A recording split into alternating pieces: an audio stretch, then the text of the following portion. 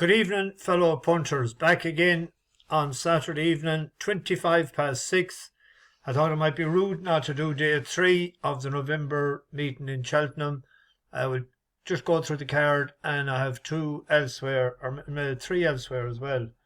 Not too bad of a day. We got off to a good start with scriptwriter. It was 9-2 last night. He got the job done. Nichols' horse bombed out. We bookended the card with the winner, Queen's Gamble, in the last race as well. Won very stylishly. It's a good little mare, that one. Progressed from the last one. I liked the time she ran and won before, and won it well again. But we could have had a super day if Fontana Elise tipped up last night at 12-1, SP at 6s. And I'm convinced that if the last hurdle was left in, we'd have been collecting. Just lots of bit of momentum coming in that to do the Weaver Beaver in and out when around about it, and had to go off the far side. I think if she had stayed, she'd have collared her up the hill. But anyway, with a couple of seconds, Tommy's Oscar was second and Wise Guy was second. But all told, we got a good run for our money. I think they were all placed, bar the one in the Paddy Power. I done first time ever I done a Super Heinz. Made 100% profit on it, so it wasn't too bad. I generally don't do that, but I done it today because I sort of like the ones that, that to be placed at least with the 2 winners, you see. So we made money. Anyway, we'll try and get a couple for tomorrow as well. The 110 is a novice chase. 4 favourites in the last 10 years. Paul Nichols has won 4 out of 10 as well. 4 of the last 10, I should say. He is no runner this year, so he won't be 5 out of 11. No Irish winner. I look back as far as 2008. So Ireland have 2 in that. That Indigo Breeze was second to Banbridge in Gordon Park. I was down there that day. And it's stepping up to 3 miles, so they're trying to unlock a bit of potential out of that, possibly. Bardon Tom Ladd was 3rd in the Arblet Bartlett last year. They won a novice hurl at the October meeting last year in Cheltenham, and it was 5th in Listowel first time out. It didn't jump that well. That was in September, over 2-6, but it should improve for that run. Mr. Coffey has more experience over fences, but he's 0 for 5. But he was second in the Kimmuir to Chambard. Now he's rated 140. But see, as you see there, it's 3-2-2-2-0, and you don't know what to expect.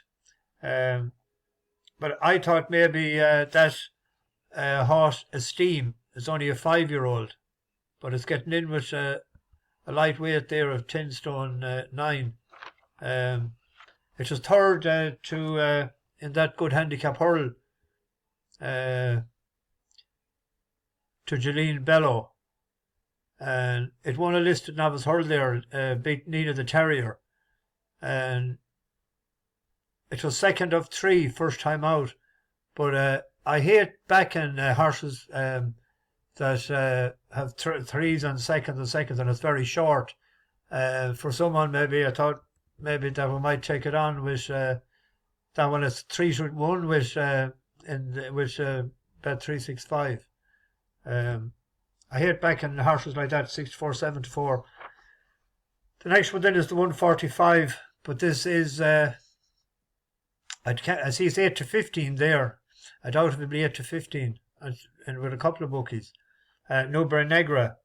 I actually had it backed. Anyone that knows me a long time knows me. I'm a big Ordinary Benegra fan. I was on at 10-1 a couple of years ago in the champion chase when Put the Kittle on won it, and I thought Ordinary Benegra was unlucky that day. It goes well fresh. The ground is key to it. It needs good ground, and I thought it would have beaten the one that's after being pulled out, Edward Stone, but it's no bet race now. But still, anyone that backed it just at 6-4, they're getting like 4-6 now. With this 45 or 40 cents reduction, Rule 4. The 220 handicap chase, 3 miles, 13 declared. Does he know won the Reynolstown Grade 2 last year on soft ground? It's 3 for 6 over fences, winning in Chepstow on good ground, and also it won in Cheltenham last October on good ground as well. I tipped it up there the last time it ran, and I had said it fell, but it didn't. He got a poke at the horse's arse that was going in front of him and knocked him. But he's a fairly reliable little horse, but it'd be a big ass there now. He's carrying 12 stone. Second run back from wind surgery. Fantasticus was pulled up the last time, but to 7th in the wasn't it in the Ultima? Or no, it was in Cheltenham anyway, because I backed it that day. It was just out of the money. But Kim Bailey, the trainer of Does He Know, is going all right. And the last 21 days, 21 runners, 7 winners and 5 seconds, or 5 places. That's 33%. We'll rush on because I ran out of petrol yesterday evening. I've only 15 minutes on this. I didn't keep an eye on the clock. The Great Wood is on at 2:55. 2 miles, 16 declared. No favourites in the last 14 years. West Cork won it last year at 11-1. There's been 1 5-1 and 2 6-1 winners. And the shortest, they were the shortest SPs in the last 14 years, 5-1 and 2 6-1s. 7-year-old has won in the last 2 years, but the 5-year-olds are the most popular, have 6 wins. Menorah was the last top weight to win in 2010. It was a 6-1, a 5-year-old. Thousand Tears is the favourite, but I can see why, but it's because of the connections. But the horse that I like in it is I Like to Move It for Nigel Twishton Davis. It's a 5-year-old. But it was a decent novice. It was behind John Bon in a race, and it was first time out last year.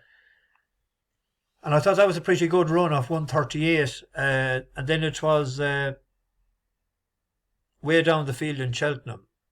But decent horses wins this all the time. And Severance is a horse that we've backed a couple of times as well, and that's an each way price probably as well. But I thought an each way bet as a 5-year-old that I liked the price there.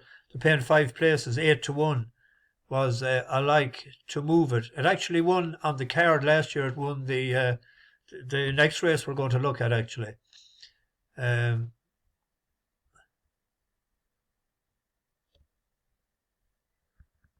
Like to Move It. You see there, won at 4-6. The horse I like in this, I thought worth taking a chance on, was Father OfJazz. On account of the ground, it's out of Kingman. Skelton had the same connections as the horse today that finished second to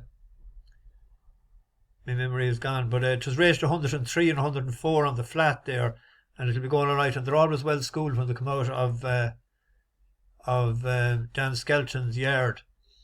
We'll see what price is that. That's a 10-1 shot with William Hill, 9-1, paying 3 places. That could be an each way bet in that race. And then the bumper, I haven't a huge opinion. I'm not as strong as I was on the one today, but I thought 4 places there. If Cape Vidal, I was impressed enough with that when it ran in Fosslas. A big strong mare. It's a 5-year-old. It won pretty well, I thought, and it was well gambled on that day.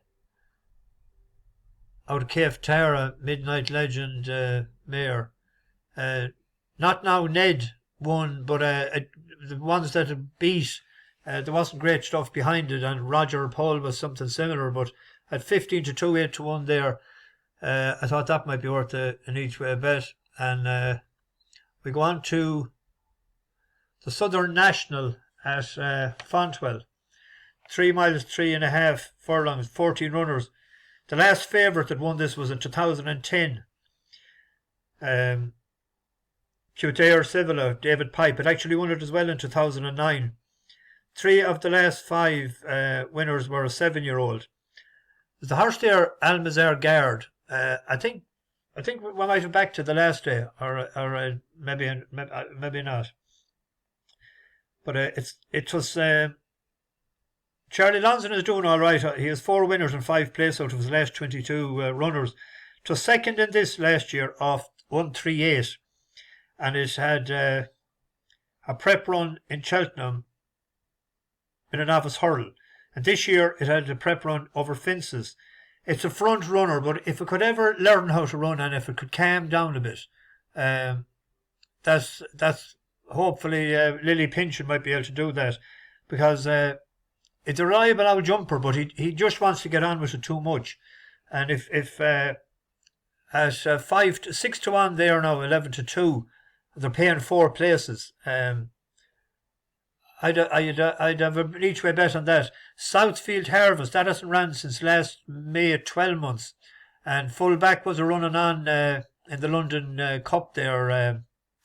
That it was a good bit back and forth, so it'll like to step up in distance. But if this fella in front, he's a 7-year-old, if he gets an easy enough lead, he might be hard to peg back, hopefully. But I'd be hoping that he'd at least get placed anyway. And then we move to the Mayor's Handicap Hurl. There's a horse there. It ran well enough the last time against the boys. Brown Bullet, number 3.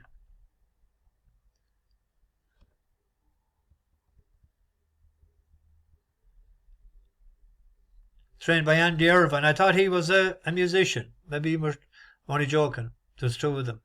But this horse is off 98 now. And it won off 106 before. And it's a 7-year-old. Back against Mayors.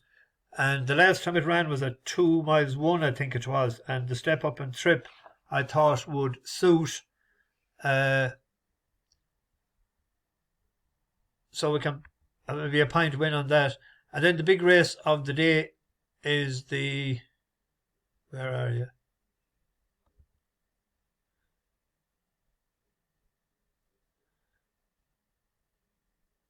The Lismullen, the Grade 2. It was won last year by Durasso. And Florian Porter fell. Bob Ollinger is coming back. There must be a bar to the campaign over fences, because I see that he's entered in a Group 1 race again over hurls.